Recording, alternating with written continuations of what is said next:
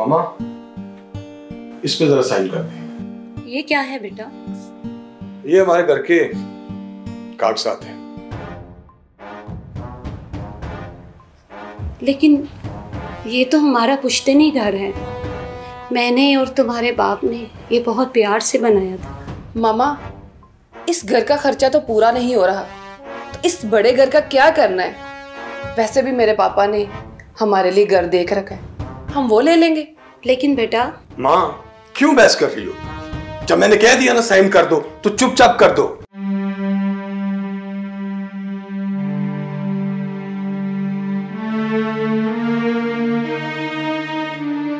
ये ले।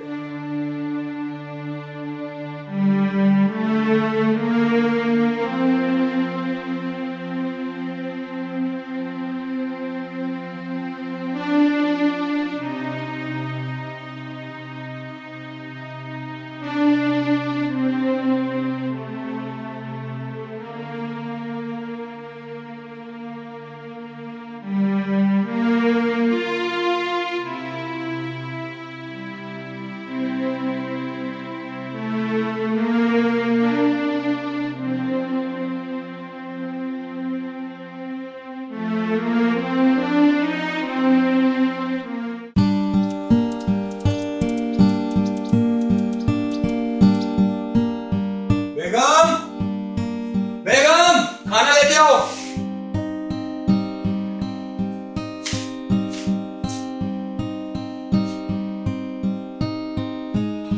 मम्मा वो सुबह कह रही थी कि घर में कुत्ता न ले आए।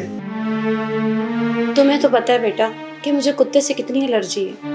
इनकी एलर्जी की वजह से अब हम अपने शौक मार दें। इससे अच्छा तो मैं अपने पापा के घर थी, कम से कम वहां मेरे शौक तो पूरे होते थे। मामा तुम ही जज कर लो ना, हम कब तक तुम्हारे पीछे पीछे दौड़ते रहेंगे? हमारी भी कुछ जिंदगी है, हमारे भी कुछ ख्वाब है, हमें जीने दो प्लीज।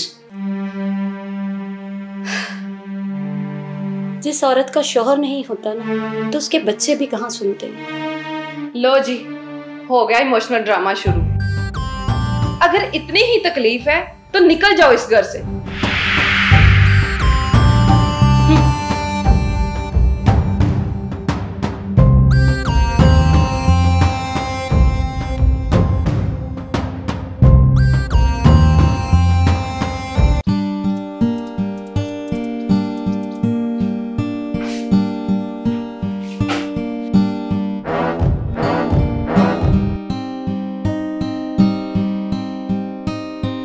ओहो, ये बहू भी कितनी लापरवाह है, कहीं भी चीजें फेंक देती है।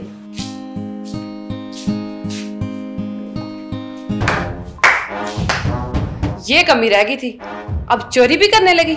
नहीं नहीं बहू, ऐसी कोई बात नहीं है। सफाई करते हुए तुम्हारा झुमका नीचे गिरा हुआ था, वो दराज में रख रही थी। रंगे हाथों पकड़ी गई, अब ड्रामे करने लगी हो। रुको जरा, मैं अभी असद को बुलाती हूँ। नहीं ऐसी कोई बात नहीं। असद, असद, क्या हुआ अभी सुबह? क्यों शोर मचा रहे हो? अपनी माँ का काम चेक करो। अब ये चोरी भी करने लगी है और मेरे ऊपर इल्जाम लगा रही है कि ये लापरवाह है। अब मैं इस घर में 1 मिनट भी नहीं रुकूंगी।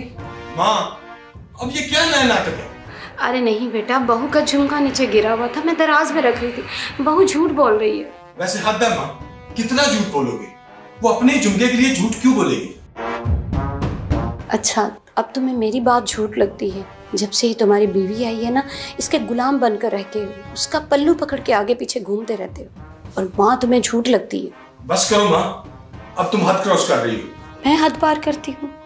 जब भी कोई बात होती है तुम अपनी बीवी की तरफदारी करते हो। माँ मैं इसकी तरफदारी नहीं कर रहा, पर ये जो बोल रही है ना वो सच ही होगा। हाँ, मैं ही झूठ बोल रही हूँ। जब से ये हमारे घर में आई है, हमारे घर का सुकून बर्बाद कर दिया।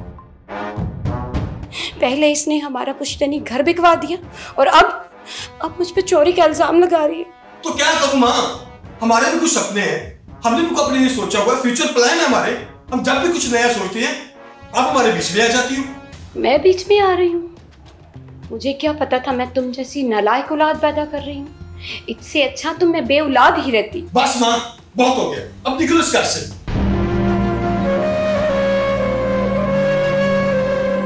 अरे मेरा मुंह क्या रही हो? जाओ।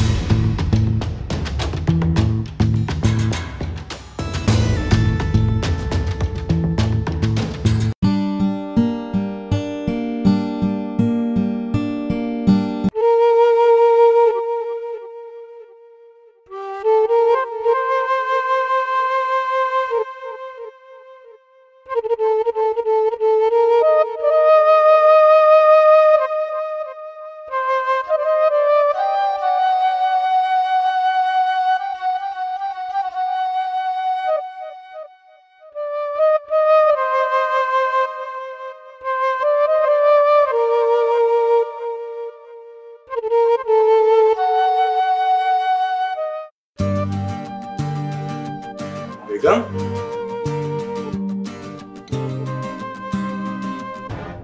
ये कहाँ जा रही है तुम? अपने पापा की तरफ। पापा की तरफ? क्यों? यहाँ तो कोई प्रॉब्लम है? अब आपकी सैलरी भी कम हो गई है और जो घर सेल किया था वो पैसे भी खत्म हो गए हैं और कम पैसों में मेरा गुजारा नहीं। अच्छा, तो इसका मतलब ये है कि तुम मेरे साथ पैसों के लिए रह रही थी? अब बात का बतंगड़ नहीं बनाओ। मेरा सिर्फ बात करने का मकसद ये था कि तुम्हारी वजह से मैं अपना स्टेटस खराब नहीं कर सकती। अब मेरा तुम्हारे साथ गुजारा नहीं। स्टेटस? शुरू से तुम्हें अपने स्टेटस की बड़ी फिक्र थी। कितनी खुदगर्ज और लालची हो तुम। खामखा तुम्हारे चक्कर में मैंने अपनी मां को उस घर से निकाल दिया। तो चले जाओ ना अपनी मां के पास। मैं थोड़ी ना कहता उसे घर से बाहर निकालो। जब तुम्हारी हैसियत हो जाए मुझे संभालने के लिए तो बता देना मुझे। अब मैं जा रही हूं अपने पास। सबा, बात सुनो।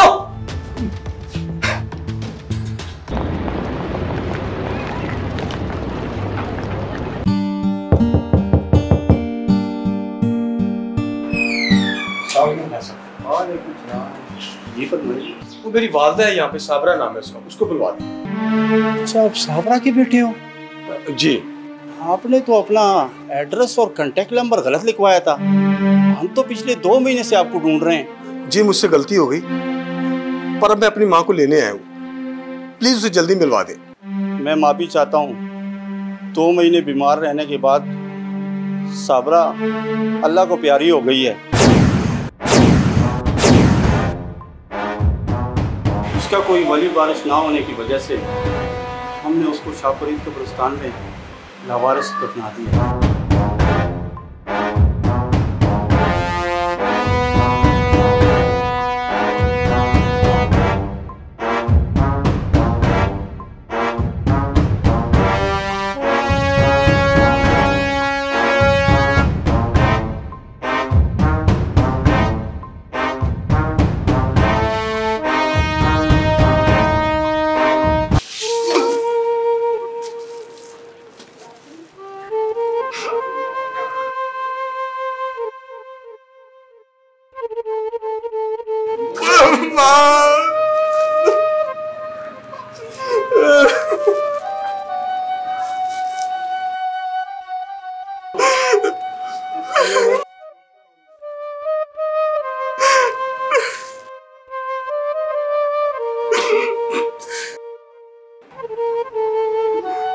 मेरी आप सबसे दरख्वास्त है कि कभी भी अपनी बीवी के कहने पे अपने बूढ़े माँ बाप को घर से ना निकाले, वरना आप इस जहां में भी जलील होंगे और ऊपर भी जलील होंगे।